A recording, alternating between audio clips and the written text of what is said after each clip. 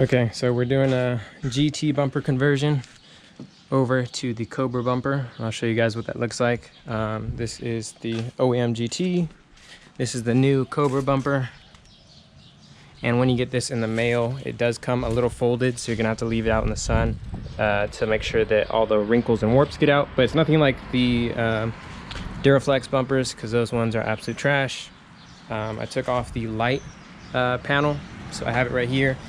And what we're gonna do is we're gonna take this piece right here and make sure that it slots into the grooves just underneath the panel.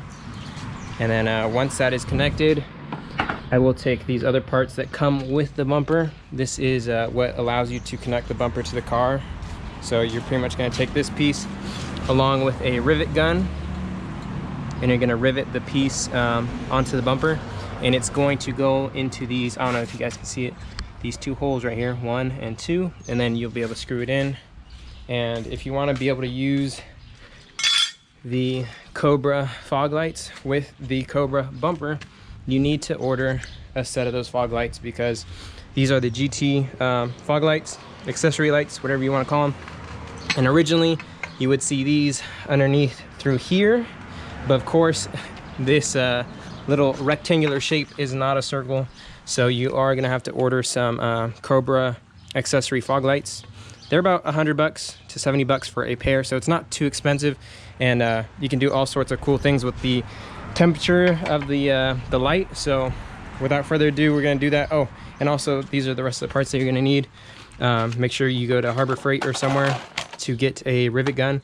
The kit along with the brackets does come with 4 of the rivets, but if you do mess up, you are going to need to get more. So just make sure that you also, while you're at Harbor Freight getting a hand riveter, make sure you get some of the assorted rivets, because like I said, if you mess up, you don't want to have to do this over and over or have to go find some more. Okay, we got these riveted in, and they're nice and tight. Make sure they're nice and tight. Make sure they don't wobble around.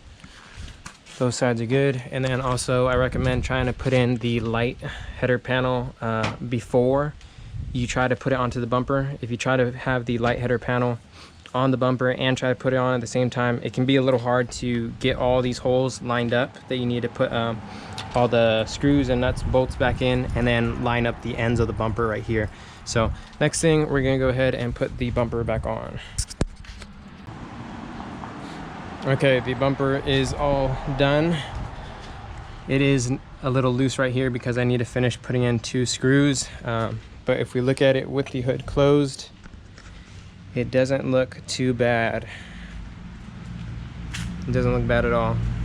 Like I said, it is a little loose on the corners because I need to do the 2 screws, but it's not bad. And if you guys are wondering why the car is all randomly colored, it's because I'm in the middle of taking off all the wrap and stuff.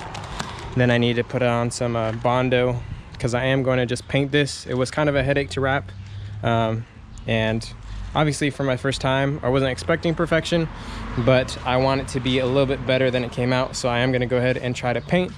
And plus it's just another fun way to experience trying to have a little project car. So almost there. We're gonna, like I said, we're just gonna take off the rest of this. But if you did enjoy the video, please go ahead and leave a like, comment, rate, and subscribe. And I will keep putting up some content for you guys. And yeah, we'll see how far this goes.